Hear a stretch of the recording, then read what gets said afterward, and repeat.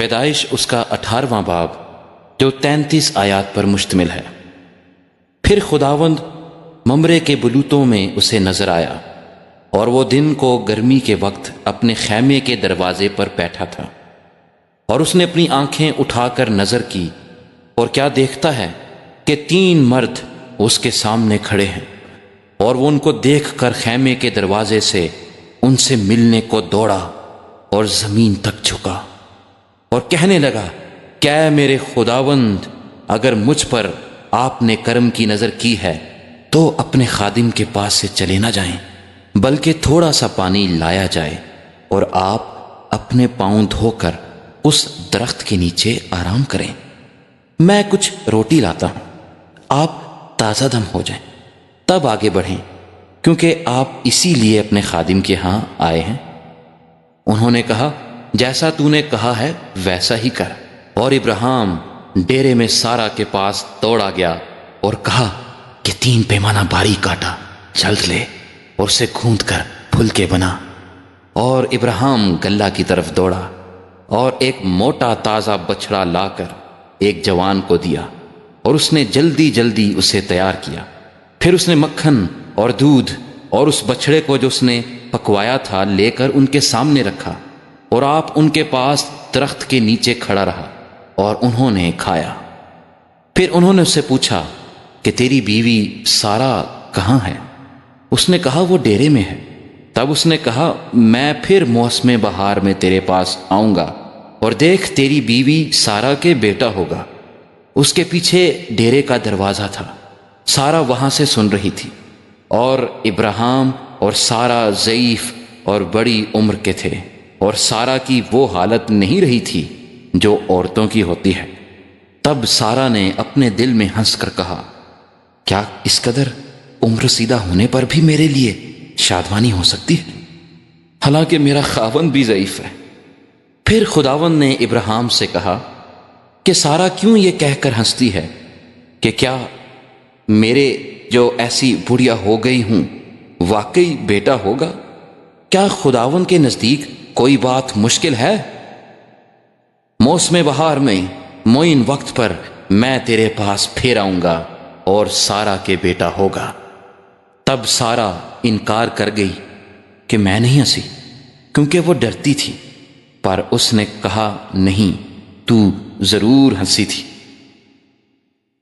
تب وہ مرد وہاں سے اٹھے اور انہوں نے سدوم کا رخ کیا، اور ابراہیم ان کو رخصت کرنے کو ان کے ساتھ ہو لیا۔ اور خداوند نے کہا کہ جو کچھ میں کرنے کو ہوں، کیا اسے ابراہیم سے پوشیدہ رکھوں؟ ابراہیم سے تو یقیناً ایک بڑی اور زبردست قوم پیدا ہوگی، اور زمین کی سب قومیں اس کے وسیلے سے برکت پائیں گی، کیونکہ میں جانتا ہوں کہ وہ اپنے بیٹوں اور گھرانے کو جو اس کے پیچھے رہ جائیں گے وصیت کرے گا کہ وہ خداوند کی راہ میں قائم رہ کر عدل اور انصاف کریں، تاکہ جو کچھ خداوند نے ابراہیم کے حق میں فرمایا ہے اسے پورا کرے۔ پھر خداوند نے فرمایا، چونکہ سدوم اور امورا کا شور بڑھ گیا اور ان کا جرم نہایت سنگین ہو گیا ہے، اس لیے میں اب جا کر دیکھوں گا کہ کیا انہوں نے سراسر ویسا ہی کیا ہے جیسا شور میرے کان تک پہنچا ہے، اور اگر نہیں کیا تو میں معلوم کر لوں گا۔ سو وہ مرد وہاں سے مڑے اور سدوم کی طرف چلے، پر ابراہیم خداوند کے حضور کھڑا ہی رہا۔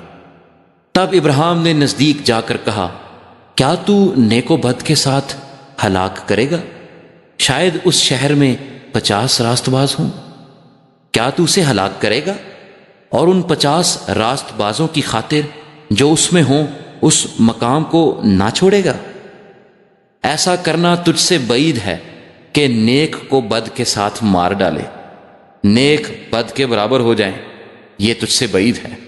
کیا تمام دنیا کا انصاف کرنے والا انصاف نہ کرے گا؟ اور خداوند نے فرمایا کہ اگر مجھے سدوم میں شہر کے اندر 50 راست باز ملیں تو میں ان کی خاطر اس ملک کو چھوڑ دوں گا۔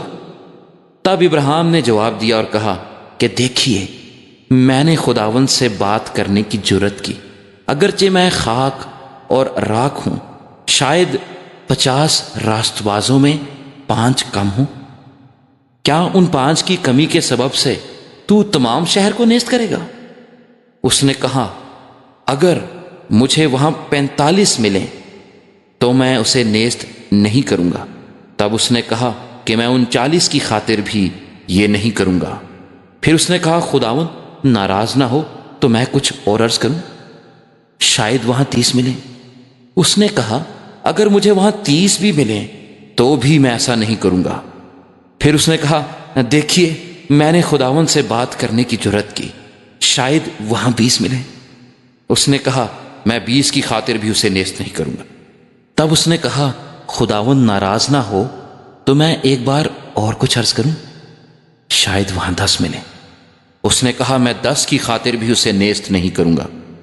جب خداوند ابراہیم سے باتیں کر چکا تو چلا گیا اور ابراہیم اپنے مکان کو لوٹا۔